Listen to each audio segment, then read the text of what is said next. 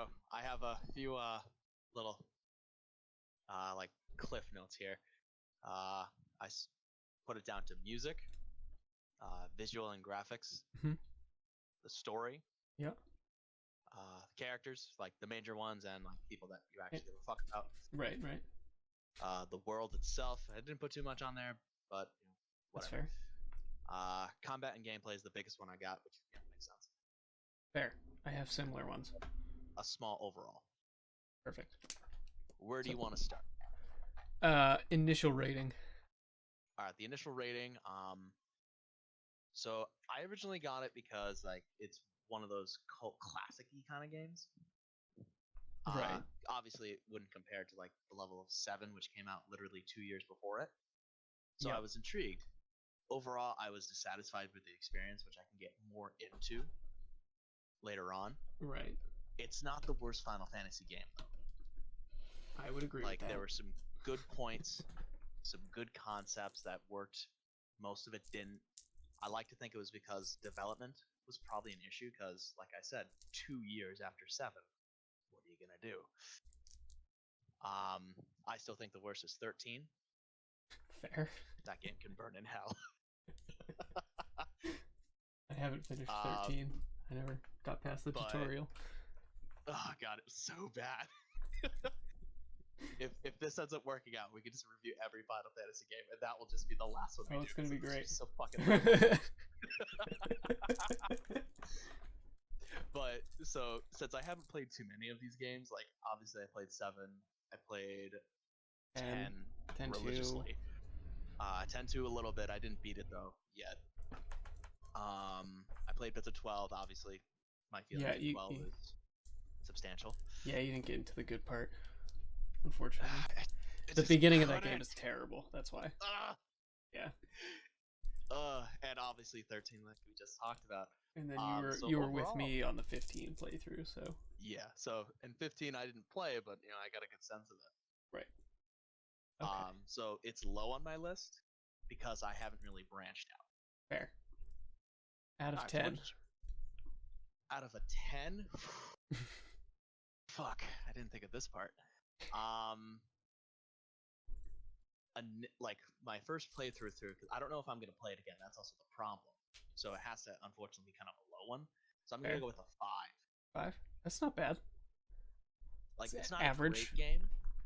great game, but it does have some really good Yeah, things to it. I think the thing you touched on that I would say is its biggest flaw is when it came out. Coming Yes, out right after 7 is hard because 7 was 7. And also, if I am correct, Final Fantasy IX was also in development around that time as well. I did some Yeah, I research think they had about different it. teams.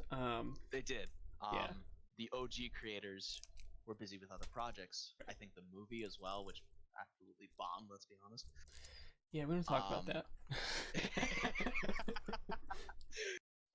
So why the big guys were focusing on that, they had everyone else go on that. Obviously, Nobu Uematsu, if I did pronounce it correctly, I think so. does some music, so he gets a guaranteed spot no matter what. Yeah, music was top tier for sure. Oh, like that's the only thing I wrote there. Music, phenomenal. Yeah, that was all I put. So so what was yours? My initial rating was 7 out of 10. Ooh, I think. Okay. But I also didn't dive a lot into as much side stuff as I would have liked. Like I didn't do all the weapons or limits, and I didn't play the card game because I didn't want to get sucked into it. And I figured I would play the remastered version because I was playing the original on the Switch later on, and I could dive in on all that. But I also had a character section, which Squall has a pretty big analysis on him, but everyone else is a lot much shorter. I did a little bit on the world, just like you. I didn't put a lot in there because I think it's not pushed on you too much, which is really nice. It's kind of like, here's a story. You can dive into the world if you want to. I did some likes, which included like graphics and things like that. And then favorites, like my favorite sections of the game, and then things I didn't like. All right. So now that we got the initial rating out of the way, where would you like to go? I think we should probably start with the smallest section, which is the world. All right. So the world, from what I gathered, I also am pulling up a map as we speak because sometimes Oh yeah, it'll let me load. grab my guidebook because I realized about 80% through the game I have a guidebook. You have a guidebook and you didn't use it. See, you got lucky with that because if I got stuck somewhere, I spent so much time trying to figure my own way out of it. Yeah, I didn't. I Or only used the guidebook really for the map. yeah, like, or if I got super pissed off, I decided to go to some random websites. Like, okay, I need a walkthrough. Right. I hate using those. I hate them so much, but if I can't actively get there, then I don't have a choice. Right. Yeah. I like um let's play walkthroughs if I've already done the section or the game because Yeah. then you get someone else's opinion on them. But If anything, I get like one that's already written down, so it's not really opinionated. It's just like, oh hey, look, you go from yeah, point A to point B. You turn left. Here you go. Turn right. There's item. right. Something like that. Yeah, very straightforward kind of thing. Exactly. All right. So from what I got with the world, when I'm looking on the Final Fantasy wiki, uh, three major continents. Yep. You know, generic in almost any JRPG. Yeah, pretty much. Where traveling was a little interesting. The remastered has this issue though, so I feel like if I played the original, I probably would have had a lot better of a time when it comes to traveling because What there was is the the issue with option. traveling? So with remaster, you can go up to 3 times the speed, which obviously if you Damn. go super fast, problem. The other thing is I didn't use this, but I accidentally did touch it once. The option is you can like stop all random encounters, which is how you grind, which is something that's very implemented in the So game. they put that as a setting? Yeah, like Wow. you, if you push the control buttons and like the bumpers Yeah. on a PlayStation controller, because eventually it's gonna go to Xbox, because like every Final Fantasy is going there. Final Fantasy IX actually is on there now. Yeah, so it'll Um, probably be there. so like if you push the bumpers, you can either go really fast, you can stop random encounters, Oh, you can do that's this terrible. basically it's almost like god mode where your health doesn't go down unless you actively die, basically invincible, which So I only I used at the most rarest of opportunities if I was dying like 15 times in a row. right. So I And guess then there the was only also benefit to that would be if you're just playing the card game and don't want to play the the actual game. exactly. And the other part they had was if basically limit break. So kind of like in Final Fantasy X when you get the legendary weapons and you get the items to enhance it, Yeah. you can get 9,000 like a snap of your fingers. This one, you push a button, you can do that instantly. What the fuck? So That's broken. there were some points where I did actively cheat it, but it's absolute bullshit. It makes sense if you're speedrunning it. Speedrunning or yeah, just trying to avoid the game itself. Exactly. It was very. So yeah, that's not in the original. so that was a little bit of annoying with that. But Yeah. also when you're doing that, like eventually down the line where you get the airship, Yeah. an airship was not necessary in this game. I would disagree. And I only say it because But you had the two 3 major times things speed. you have. Even with the multiple speed, you still, I don't think, need an airship. Obviously, for the story, Ragnarok's a badass fucking name for an airship. It's also a badass looking ship. Right? It was so cool looking, but I felt like I didn't need it. So my problem was like Balam Garden, if I did pronounce it correctly, which yeah, really cool station. Like it's one of the few things it's in the game super that I cool. really Yeah. enjoy. Once that became mobile, you didn't fucking need an airship. You have a mobile station right there. You're wrong. Because there's some places that the garden couldn't get to. Yeah, that's true. But So, like the deep, I don't know if you found it on the map, but the Deep Sea Research Center. Oh fuck! I did not see that part. I knew it existed, but I just focused on something else. You can't get there with the garden. Another one you can't get to is Cactar Island to get the Jumbo Cactar summon. Yeah. Okay. Yeah, that makes sense. Which I spent probably about 45 minutes trying on the garden. And I was like, all right, so you did at least try. Oh yeah, I tried. As far as navigating though, oh my god, I suck. Navigating. I'm a terrible navigator, in general. This is why we don't have careers on the ocean. Yeah, exactly. So when I was in guard, there was one point I kept going in circles around like an island. So I had to like look up a map because this was before I knew I had the guidebook, and I was like, "Oh, just go that way." And eventually, I found myself in the same circle, and I was like, "What the fuck?" Oh my god, I did the I same think it's thing. when I was looking for Ida's house, actually. Yes, same, the same exact part. I got so pissed. I'm like, okay, how the fuck do I get here? What's going on? Right, and then I like took a minute, really looked at the map, looked at where I was, and did it. I was like, "Wow, I'm a fucking idiot." Oh my god, and so like I hate to say it, but like this was one thing that was definitely a criticism I had with the navigation part. It didn't help that when I'm playing 9, which I think I'm getting close to the end.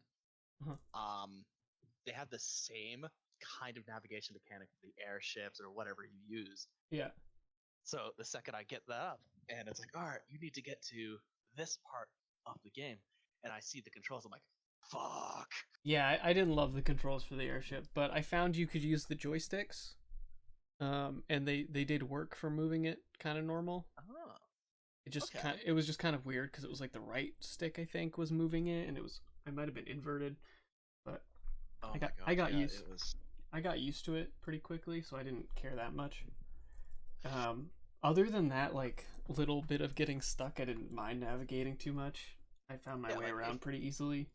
If you got stuck somewhere, like let's say you were on the ground instead of in the air or on the sea, yeah, you could have easily grinded your way, and you would have gained like maybe 5 levels before you found a town that you needed to go to. Yeah, so I did that when I was looking for what is it, that like cave before you can at the end of the disc 1 before you like try to kill her. Oh my sorceress. god. I couldn't find that cave to save my life. And it's because I was going the wrong way. Within seconds. Yeah, it's right there. I went the opposite direction. Oh. And I gained like 10 levels or something. I mean that's fair, but really? You couldn't find it? You just needed to turn one way. I know, it was so bad. And then oh my god. I looked at a map online. I was like, where the hell is this thing? And it was like right there. I was like, really? Because I thought I had gone that way, but I didn't. Yeah. But that's just me being bad at navigation. That's not the map's fault or anything. I liked that there was trains. That was cool. Didn't use them, but used they it were cool once or twice, and that was before dealing with Adia. Yeah. Is it Ida or Adia? Because I've heard it both. Adia. Adia. Okay. And that's the way I pronounced it as. All right, because that's the more common one I've heard. Yeah. So we'll go with that. So, also before we completely got sidetracked with navigation, the world itself had numerous like power players. Yep. There was Galbadia. Yep, Galbadia, Estar. The evil empire. Kind of. There's Estar, who basically were the Jetsons. Like when she got to the city, yeah. that was like Jetsons up the ass. There was Balam, which was just the random country or city-state in Act 1 that just was there. Yeah. Which I found was cool because once you got to a certain point, you didn't need to go fucking back there at all. No, which was kind of nice. It's like, okay, there were some neutral areas, which was kind of cool too, like Fisherman's Horizon. Oh, that was cool. I did like that place. I was like, these people are not nearly mad enough that I just trashed their place.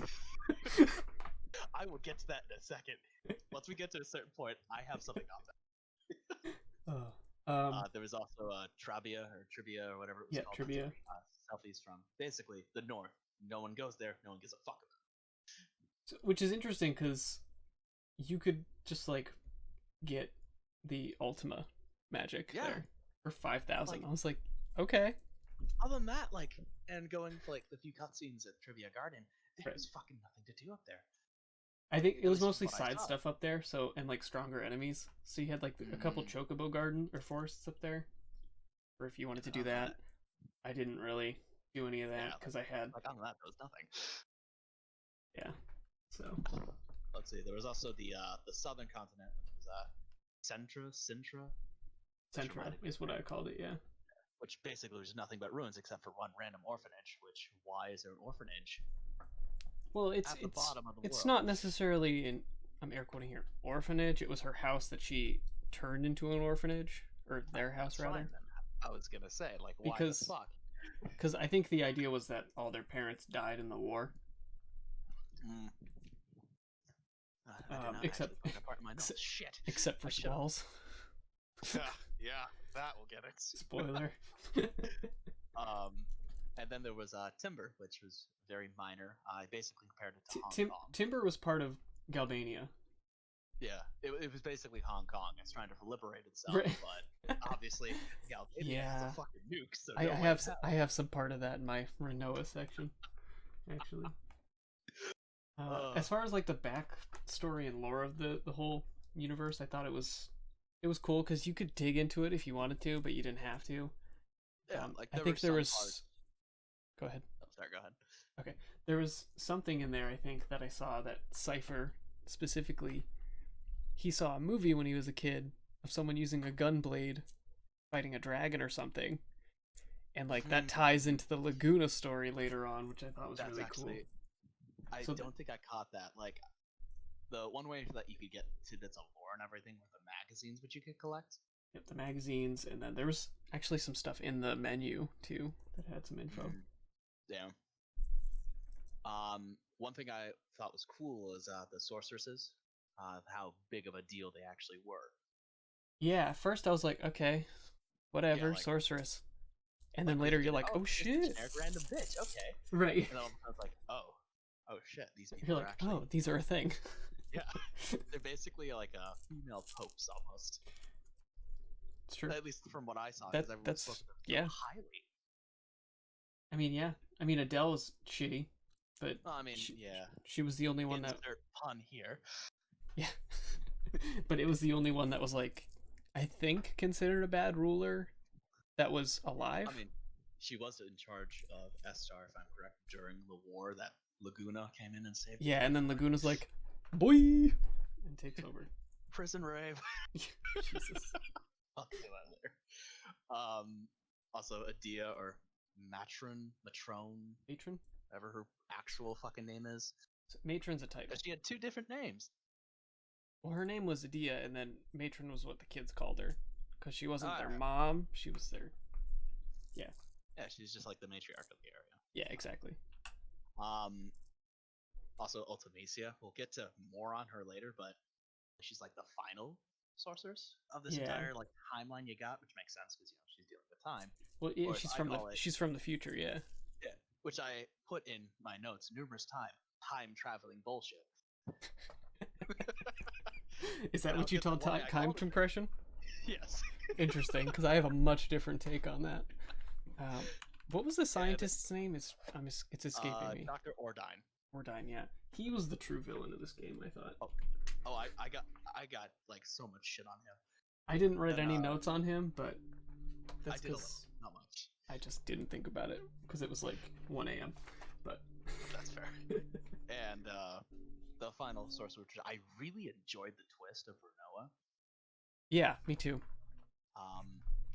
Which also plot dictates that the main girl has to potentially become evil, which makes sense. Does it though? Like it almost. I mean, it is a trope for sure. That it's a complete trope that needs to happen. She falls. I think she falls more into the damsel in distress trope than anything. Completely, yes. But I think they did a good job with it, which I do get into a little bit. So. Same. And the final thing that I got, aside from like the generic, people use Gil, you still get Chocobos, all this other crap. How big of a deal the seeds are. Also, why is there a capital D at the end of seed? That doesn't make any sense. I think it's just... What the fuck? Which, basically, and I'm going to use Final Fantasy X as a heavy reference here. That's fine. They're basically Yuna with the strength of Auron. They're just mercenaries. Yeah, mercenaries that can summon.